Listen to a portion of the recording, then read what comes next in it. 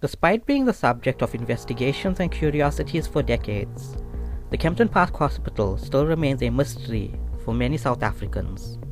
With the stories behind it and the experiences people have had within its walls terrifying many. This is the story of one of those experiences and how a former paramedic and current pastor encountered a spirit that would not let go.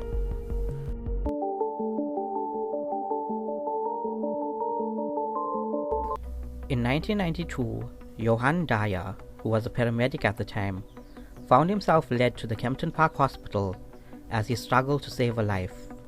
At the time, he was working for the Kempton Park Fire Department, only being in the job for around 2 months.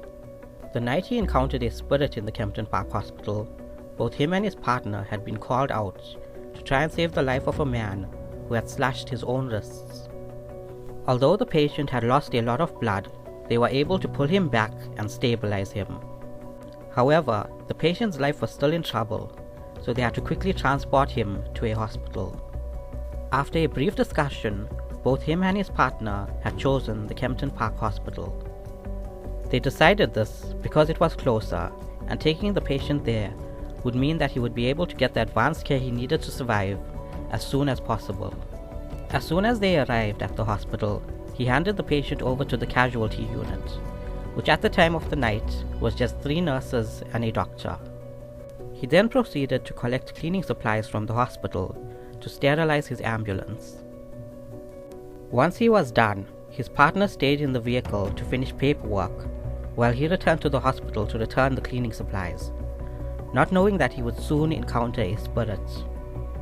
Before I go on, if you like the video and want to learn more about the dark past of South Africa, please hit the subscribe button and the bell icon to be notified as soon as I upload. When he entered the hallway to the casualty unit, Johan encountered an old doctor. He was described as wearing a white coat with a stethoscope around his neck.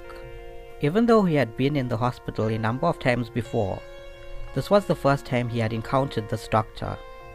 The doctor had a peculiar walk and used the walls to keep himself upright. He greeted the doctor, after which they both introduced themselves. According to Johan, the doctor seemed like he had been on drugs. While he only spoke to the doctor for 3 to 4 minutes, it felt more like 15 minutes to him. During which time, Johan had learned that the doctor was not meant to be there. However, since he had worked there for so long, he found it hard to stay away. After he had ended his conversation with the doctor, Johan made his way to the communal area, where he had asked the nurses why there were 2 doctors on duty in the casualty ward. To which they replied that there was only one, as the hospital policy dictated. After a little bit of arguing, Johan described the doctor to the nurses, which instantly changed the atmosphere of the room. He was told that he was lying, with one of the nurses even breaking down in tears. According to them, the doctor that he saw had passed away 3 months prior. He had been in charge of the casualty unit for a long time, but unfortunately became addicted to pethidine. His addiction became so bad that he needed a trolley to walk around, and the hospital had to make the sad decision of letting him go. This broke the doctor, as the hospital was his life, the heartbreak possibly being one of the factors leading to his death. Johan did confirm that the spirit of the doctor was not harmful in any way.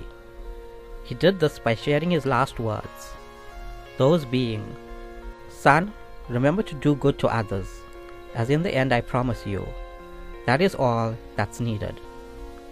This experience would later become one of the defining moments that led Johan to becoming a pastor and a master chaplain. I've spent a lot of time researching the paranormal activity within the hospital after it closed its doors. However, this is the first and most convincing story I've heard about the hospital being haunted while it was still opened, proving to me that there is something strange going on inside the building. I would like to thank Johan Dyer for letting me share his experience, one of the many that has changed his life. As a paramedic who has seen and worked with people at the edge of physical death, and a pastor who works with people at the edge of spiritual death, His words have been deeply insightful. Thank you for watching. If you want to learn more about South Africa's dark history, please hit the subscribe button to be notified as soon as I upload.